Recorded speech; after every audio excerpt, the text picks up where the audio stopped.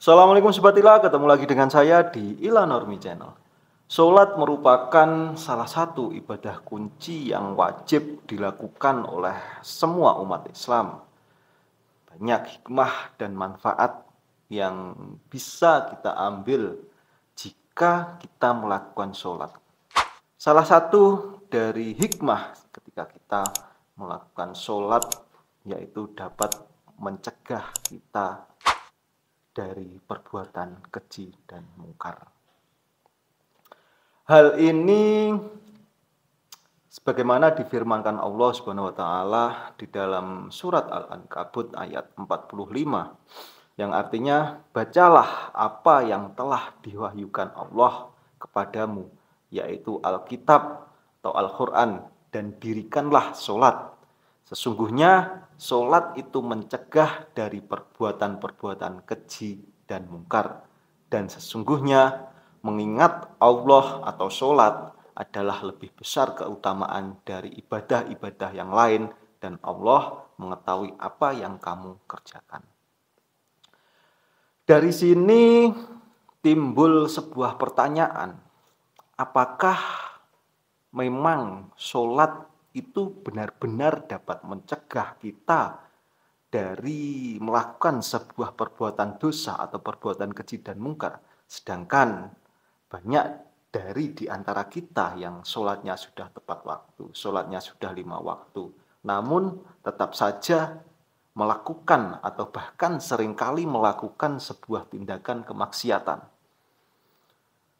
Sebelum kita masuk pada persoalan inti, marilah hendaknya kita ketahui terlebih dahulu makna pengaruh sholat dalam mencegah kita untuk melakukan kemaksiatan atau melakukan perbuatan keji dan mungkar tersebut. Kaitannya dengan pembahasan ini, banyak pandangan dari para ulama-ulama di dalam Islam atau mufasir-mufasir di dalam Islam itu berbeda pendapat, yang dimana saya rangkum ada 2 pandangan mufasir yang berbeda mengenai tafsiran ayat yang saya artikan di atas. Yang pertama, tafsiran yang pertama yaitu sholat dapat mencegah dari maksiat selama kita masih dalam prosesi melakukan ibadah sholat. Artinya, ketika kita sedang melakukan sholat, maka secara otomatis kita akan tersibukkan untuk melakukan suatu aktivitas lain termasuk kemaksiatan. Pendapat ini diwakili oleh Imam Ibnu Aun dan Imam Hamad Abi Sulaiman yang banyak dinukil oleh beberapa ulama tafsir. Namun pendapat ini juga disanggah oleh Imam Ibnu Asyur dalam kitabnya Tahrir wa Tanwir. Jadi di dalam tafsir yang pertama ini itu menyatakan bahwasanya memang ketika kita mengerjakan sholat itu ya kita secara otomatis tidak bermaksiat. Karena apa? Karena ya kita sebagai manusia tidak bisa mengerjakan suatu pekerjaan sekaligus di dalam satu waktu, itu maksudnya di situ. Jadi kalau kita sholat, tidak mungkin kita juga dengan melakukan sebuah kemaksiatan. Itu tafsiran yang pertama.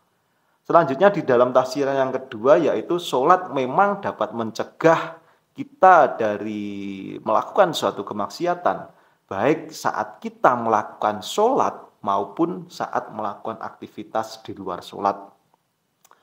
Imam Alusi di dalam tafsirnya menjelaskan bahwasanya sholat dapat mencegah kita untuk melakukan kemaksiatan. Itu sesuatu kadar kesempurnaan sholat yang kita lakukan, mulai dari khusyuk, melakukan suatu kewajiban dan kesunahan di dalam sholat, membaca Al-Quran serta direnungi dengan maknanya, makna bacaan-bacaan sholat itu yang bisa mencegah kita dari perbuatan keji dan mungkar. Itu menurut tafsir yang kedua, yaitu Imam Alusi tadi menafsirkan bahwasanya sholat itu bisa mencegah dari perbuatan keji dan mungkar. Itu ketika sholat kita itu bisa menghayati dengan secara khusyuk dan melakukan kewajiban serta kesunahan-kesunahan di dalam sholat tersebut.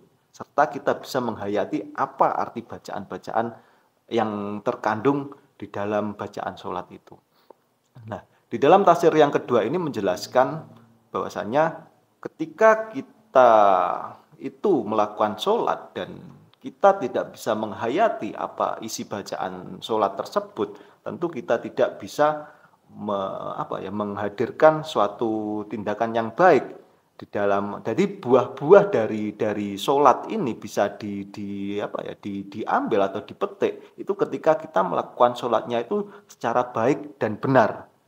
Secara baik dan benar yang bagaimana ya seperti yang saya jelaskan tadi, melakukan sholat dengan cara khusyuk, dengan cara melakukan kewajiban, dengan cara melakukan kesunahannya itu secara lengkap dan menghayati apa setiap bacaan di dalam sholat itu.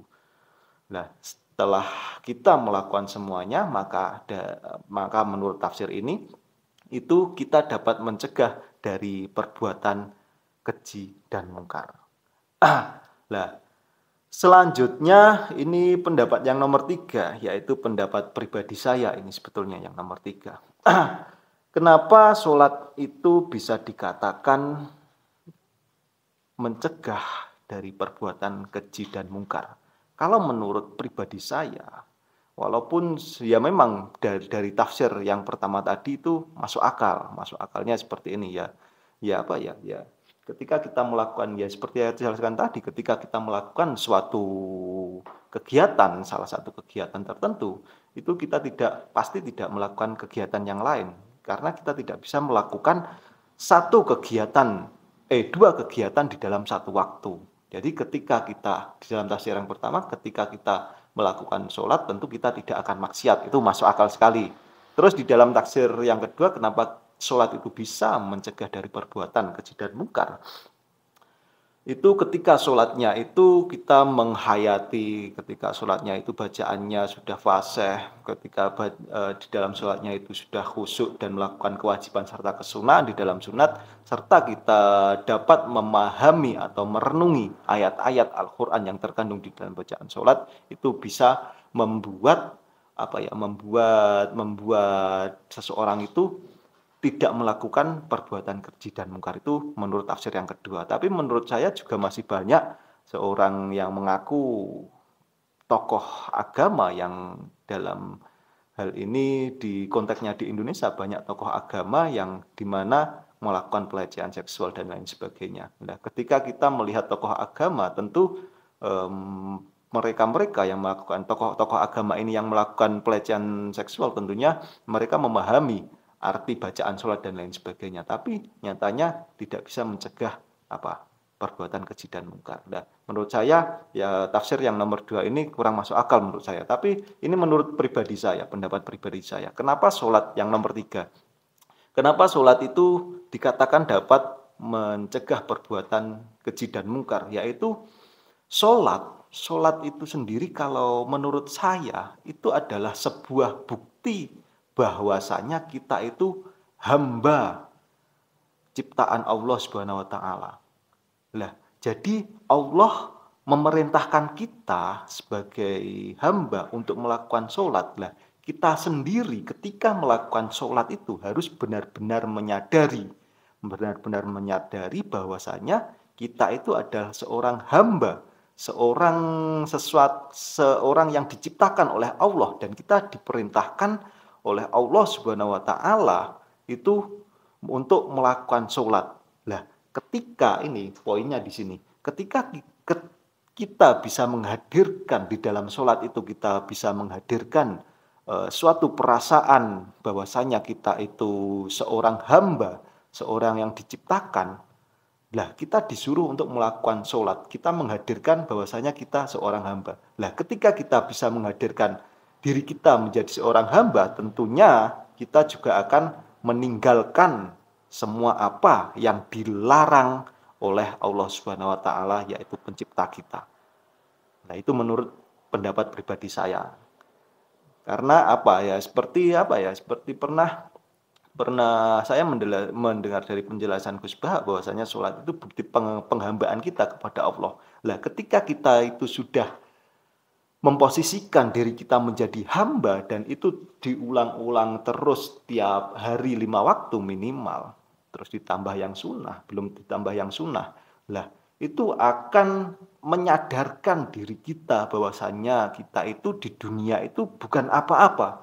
Bahwasanya kita itu di dunia itu hanya sebuah robot yang diperintah sama Allah Subhanahu wa taala. Lah, kita tidak mempunyai kemampuan apa-apa kalau kita menyadarkan posisi kita itu sebagai hamba, sebagai makhluk Allah. Lah, ketika kita tersadarkan secara tidak langsung, kita ulang-ulang sehari 5 waktu bahwasanya kita itu hamba yang diciptakan Allah Subhanahu wa taala, tentunya dengan kesadaran sebagai kita hamba, kita akan melakukan perintah Allah Subhanahu wa taala dan menjauhi semua larangan Allah Subhanahu wa taala. Itu kesimpulan saya atau pendapat pribadi saya kenapa sholat itu bisa mencegah perbuatan dari keji dan mungkar. Kalau tafsiran yang atas itu ya masuk akal menurut saya, karena melakukan dua tindakan di dalam satu waktu itu sangat sulit sekali.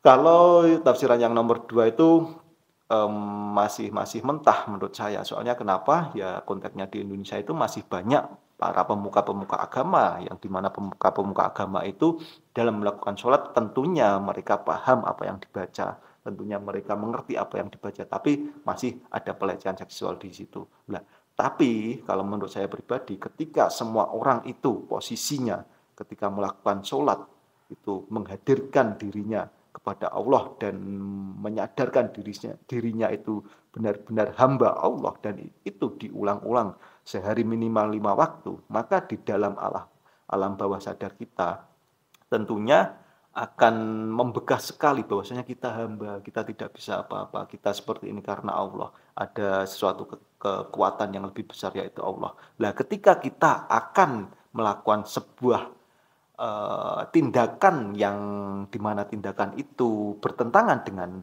perintah Allah atau melanggar larangan Allah, tentunya kita akan menyadari, loh, kita ini tidak bisa apa-apa, kita tidak diciptakan oleh Allah, kenapa kita melanggar perintah Allah? Lah, dengan sadar mereka akan meninggalkan kemaksiatan itu sendiri. Oke, Sobat Ila, semoga video kali ini bermanfaat. Terima kasih sudah menyimak. Assalamualaikum warahmatullahi wabarakatuh.